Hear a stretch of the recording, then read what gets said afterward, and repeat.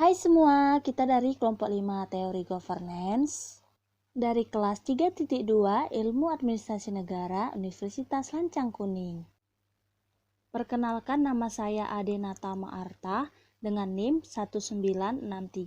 1963201152 dan rekan saya Intan Sueno dengan NIM 1763201103. Oke, kita berdua akan membahas tentang teori governance. Stay di video kita ya. Oke, untuk yang pertama saya akan menjelaskan materi pertama, yaitu tentang istilah governance, teori governance. Nah, istilah governance yaitu pemerintah. Governance yaitu tata kelola pemerintah. Good government dan good governance merupakan pemerintah yang baik dan penyelenggara yang baik. Kedua istilah dalam penyelenggara pemerintah.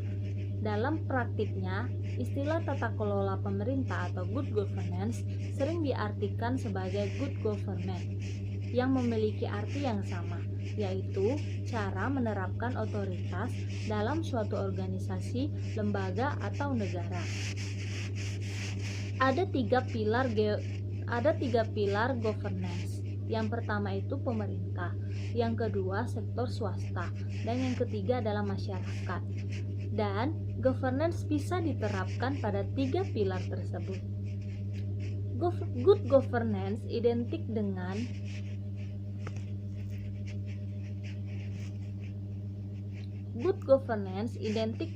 administrasi publik, dan administrasi publik adalah birokrasi.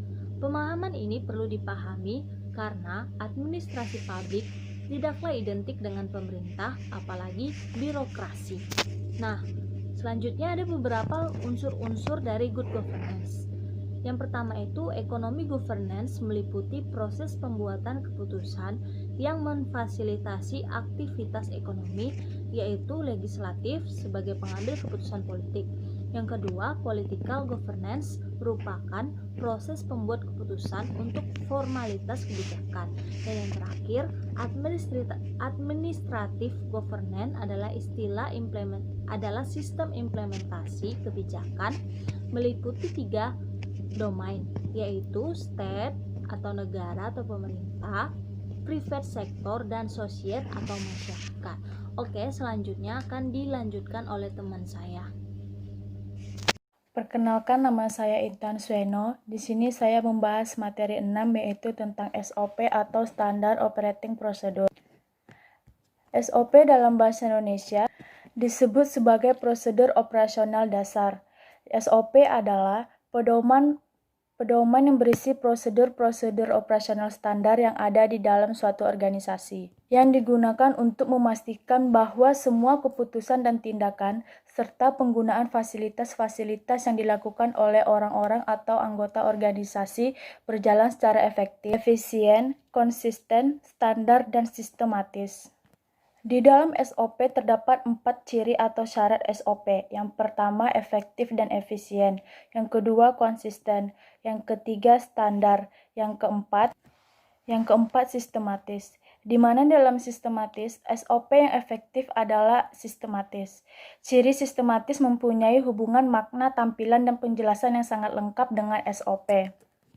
Unsur-unsur SOP yaitu tujuan. Tujuan penyusunan SOP harus dinyatakan jelas agar bisa menjadi landasan yang jelas untuk setiap prosedur dan langkah-langkah kegiatan yang ada dalam SOP, termasuk keputusan terkait dalam melaksanakan prosedur kegiatan.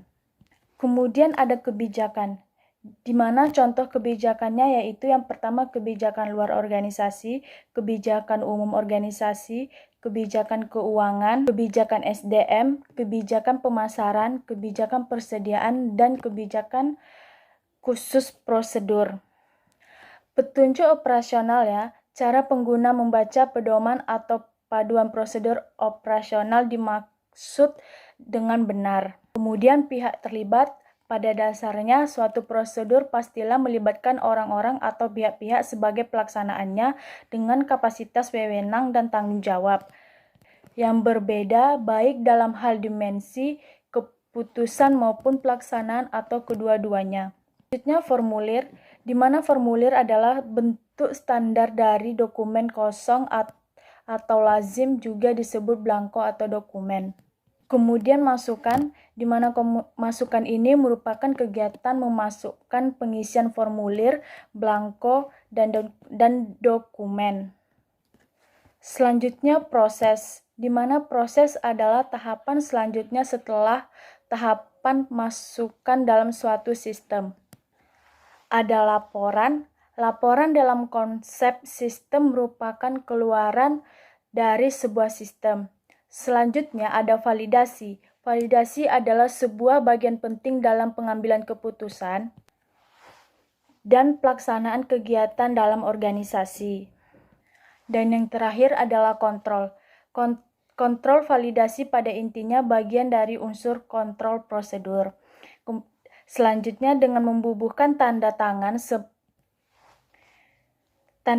sebagai simbol validasi, maka dapat dikatakan validasi itu sedang melakukan kontrol sampai dengan tahapan prosedur, di mana orang tersebut melakukan validasi. Kemudian untuk itu organisasi harus melengkapi prosedurnya dengan kontrol memadai seperti mekanisme counter, cek, dan audit berkala. Itu dia video dari kita tadi. Thanks for watching all.